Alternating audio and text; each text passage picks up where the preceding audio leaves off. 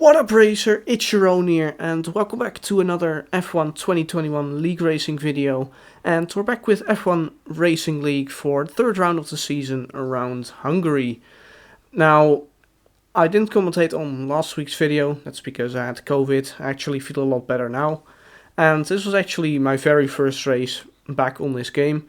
In fact, it was the very first time I touched my PS4 since my COVID infection, so I wasn't really up to my usual standards yet, and you can see that by qualifying, because you'll see that in a couple of moments, but I did like 7 laps in quali, and that was just race practice basically, so I didn't put in the time in qualifying, but you can see here, the previous 2 rounds went pretty well for me, picking up 2 podiums, but it's not enough to inherit the championship lead at the moment. That's because Zach is currently 3 points ahead of me. And the good thing is, Zach is going to do his usual antics and start from the back of the grid, basically all races this season, so I didn't really have to worry about him starting high up the grid. So we're starting next to each other at the back of the grid, typical FRL style. The top 2 in the championship are starting at the back of the grid for the race. But what was I trying to say here? I have no idea. But Hungary is a pretty cool track in my opinion, in terms of driving. In overtaking, it's definitely not a great track. DRS trains are very likely to form around here, and most certainly it will have to do something with strategy in order to get high up the grid today. So you can see Kazizel joining as a reserve today, always good to have him, because he's a very strong driver, always fun to compete against. And yeah, we're going to start in last on the grid, and you can see Zach already moving up the grid on the formation lap, doing his usual antics. And then I would say Jamie doing his usual antics as well, with a spin on the formation lap right on the start. And of course some people had to touch each other on the formation lap. You can see Alex disqualified, Zach disqualified. So they'll be having very cold tires for the start of this race. So we're lining up on the grid in P19, and we have a full grid today, and 5 red lights are about to come on right now. And you can see, actually, I'm not sure what happened to my tire temperatures, but for some reason my tire temperatures got reset as well. My fronts are below 80 degrees, that's definitely not what I want them up to. So very interesting, but we're heading into turn 1 now. Let's see if any chaos develops here. And actually nothing really happened, except I couldn't turn to the right because my left front was absolutely freezing. So we're still trying to warm up our tires a little bit here on this first lap of the race, but you can see it's definitely getting a bit chaotic in front of me. Zach wants to push through, but no real place for him, and we're going very slowly here right now with ESW Josh moving off track there. Dogarb's looking quite slow, so maybe he has picked up some damage. So I was thinking about sending it down the inside, or at least making sure he would know I would want to get past if he does have damage. But you can see here, going through this middle sector, he definitely has damage and actually get a bit of a snap, but Dogarb's is actually very nice there to let me go right at the moment I got that oversteer moment. So moved up, well, 0 positions actually. We've won 1 and we've lost 1. Meanwhile, Zach also didn't make any significant progress yet. He's still in P18. And you can see, will a couple of people pull into the pit lane? The answer is no. Nobody pulls into the pit lane, so everyone else kept it clean except Dogarb's on this opening lap of the race. But you can see, going through lap 2 right now, got up to Josh, and Zach have managed to get past him on this lap. And yeah, let's see, something really interesting will happen in a couple of seconds. I'm just preparing you already. You can see Josh taking a really tight line, but then what's all happening here? So many cars are just stood there coming out of the exit, or in the final corner really, not even on the exit. And we do have a safety car. And let's see what actually happens here. You can see Martijn with a send on Milberg, but then here... Whoa. What is Jamie my doing? god, I ghosted. Holy shit, Mika, Oh what my did you do? God. What is Jamie doing? Oh, virtual. What happened? Timberlake Virtual. was pushing me, so I lost it. I don't know, it's like a 20 car pile up here. Safety car! Even at this point I don't really understand what happened there. So many people got damaged, pulled into the pit lane, and a couple of others spun, rotation first, trying to go into the pit lane but then missing the pit entry or something. Jamie halfway sideways across the track. I don't know. It was a very weird situation. But we do have a safety car, and it's... well, I can't really tell at this point whether it will be good for our strategy or not. But we're up into P4 right now. And that's because everyone on the softs had come in for a pit stop. And some people who had started on mediums also went in for a set of hards. So that's an interesting decision. But we're underway for the race restart, and Ginger's looking very close on our rear diffuser at the moment. So we're going down the inside of Zach actually, who left a very nice space there for me to break into. And we do manage to defend the position against both Kazizzle and Ginger, who are the net race leaders on the set of hards. And you can see they're still going side by side behind. And I believe that was actually quite a fair battle, and Ginger managed to come out on top. So it's Ginger as a net race leader. We have Blue Racer leading this train, that is Martijn and Zach, and then it's myself. So I still have visuals on my championship rival at the moment, which is a good sign of course, but you can see now my teammate in the Ferrari going for a Spinella, and that means that Kazizzle will have to do a lot of work to catch back up to the front of his pack. Now, we've skipped quite a couple of laps in the meanwhile. We're on to lap 15 now, and this is just to show how difficult it is to overtake around this track. It's just DRS train FC really, and I actually messed up a little bit here coming on out of that turn 1, because you don't want to run on that outside curb. That's not where you find traction, but you can still see Ginger not really managing to do anything.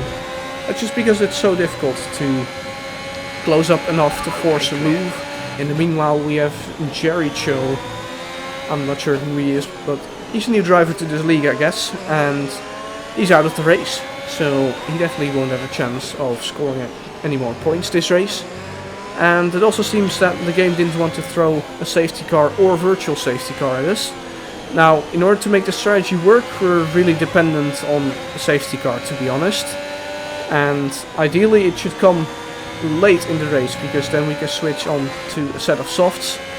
And you can see actually a couple of laps later we do have a VSC, but it's just a bit awkward here on the end of lap 19. It's definitely too early for softs, and pitting onto a set of hards now probably also wouldn't be a great call. So we're all going to stay out, but you can see in front of me Blue going very slowly, and he's picked up a drive-through penalty. Now, he was leading the train, and unfortunately for him, he messed up on the safety car restart and was not just adhering to the delta. So that's unfortunately a drive-through penalty for Blue, who's having a really strong race up to this point.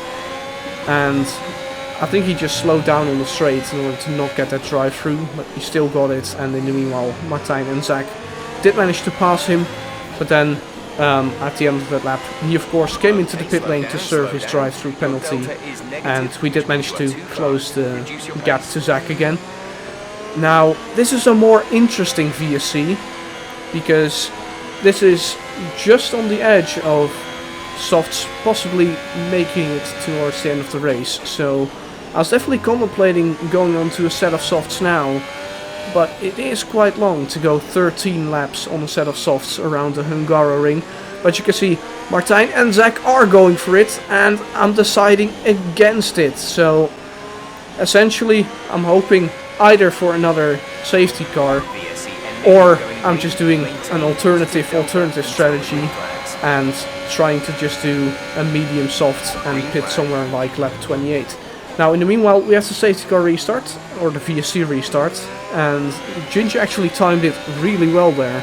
Managed to slip down my inside, and to be honest I didn't really defend too hard, because at this point I just want to lose as little time as possible. And I thought the best strategy would be to let Ginger lead on his set of hards, because tire wear is definitely kicking in now. We're getting to the point where we're about 60% on tire wear on these mediums, so the hards will definitely be in better shape. And hopefully Ginger can drag me along. In case there won't be a safety car, then I'll at least lose as little time as possible, and I'll hopefully try to still get a couple of points out of this race by boxing for a fresh set of softs. Now, meanwhile, we've skipped on to lap 29, and you can see Lick's retired from the session. Is this our lucky charm? The answer is yes, it is. This is our lucky charm, and we do get a safety car in this race. When are you gonna pit, Jerome? I don't know, I'm just hoping for a safety car. But I was thinking I'm gonna go lap 29, so... Oh shit. Oh my god, are we gonna get I didn't think he was ghosted, bro. Exactly as I picked, that happened. Oh, you didn't think like he was ghosted then for a second, bro? What the fuck? As we talk about it. So, I would say that was the ideal timing for a safety car. We've stayed out all race. We didn't jump on the same train as Zach and Martijn, and we went for an overcut, let's say.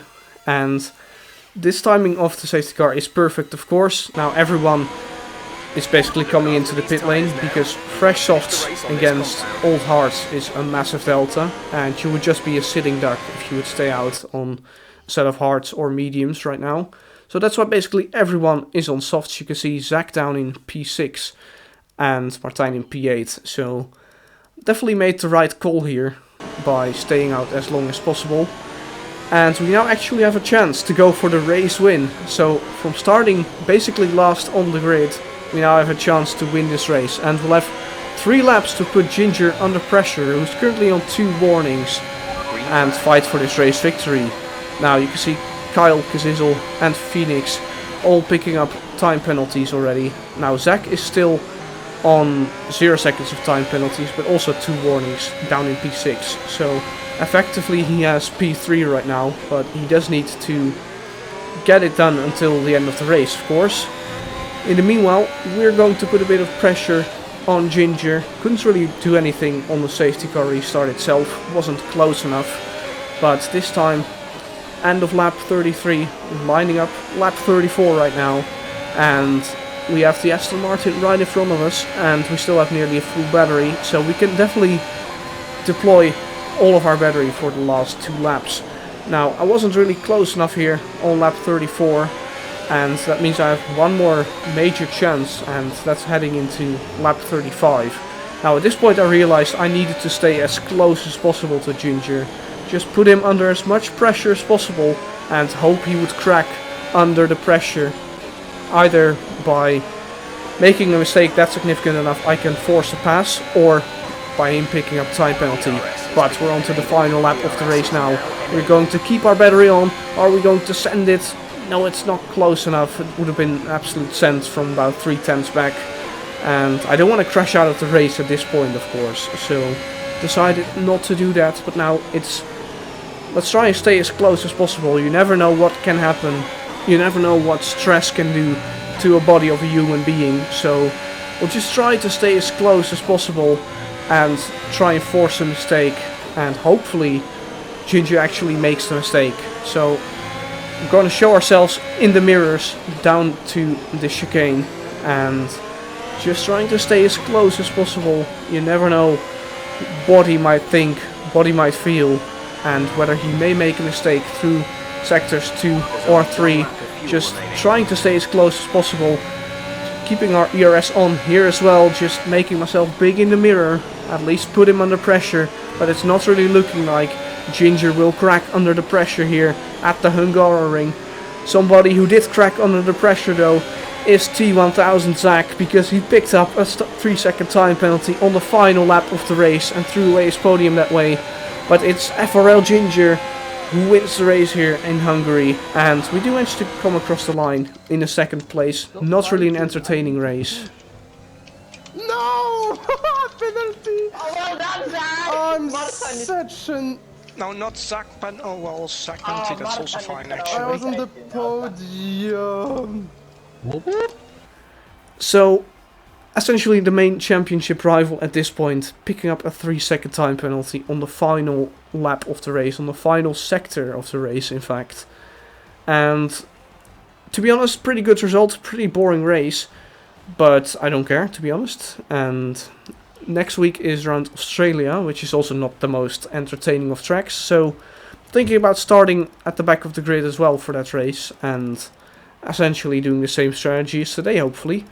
Now, if you did enjoy, leaving a like is always appreciated, and I'll see you for the next video. Bye bye.